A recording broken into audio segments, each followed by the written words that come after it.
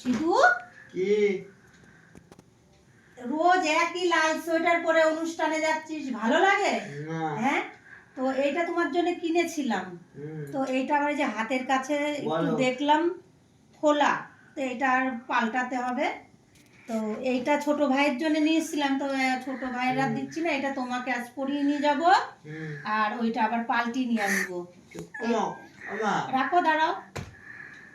এটা সিদ্ধার্থের জন্য নিয়ে এসেছি, কেমন হয়েছে সবাই বলবে। এটা কি বলতো? হুডি। হুডি? হ্যাঁ। আচ্ছা, রোজ একই লাল সোয়েটার পরে যাচ্ছ, ভালো লাগে? আবার বলে সোয়েটার। ওই যে তোমার একটা লাল সোয়েটার পরে রোজ যাচ্ছ না তুমি? হ্যাঁ।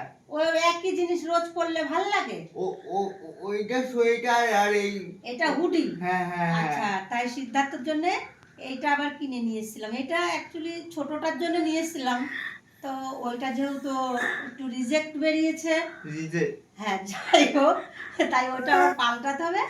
এইটা আজকে সিধুকে পরিয়ে নিয়ে যাব, সবাই বলবে কেমন হয়েছে। ঠিক আছে?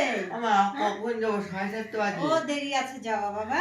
আজকের দিন গেলে আমি বাঁচি, আমার এই হাতের কবজি ব্যথা বাবা। শুরু হয়ে গেলে তারপর দেবো নাকি, তাই বলে? না না, এই তো শুরু হয়ে যাবে তারপর ঠিক আছে, যাবা। সবাইকে বলো আমার এটা হুডিটা কেমন হয়েছে। আমার হুডিটা কেমন হয়েছে কমেন্টে জানাবে সবাই। আর রোজ দুটো করে মোজা পরাই। হ্যাঁ।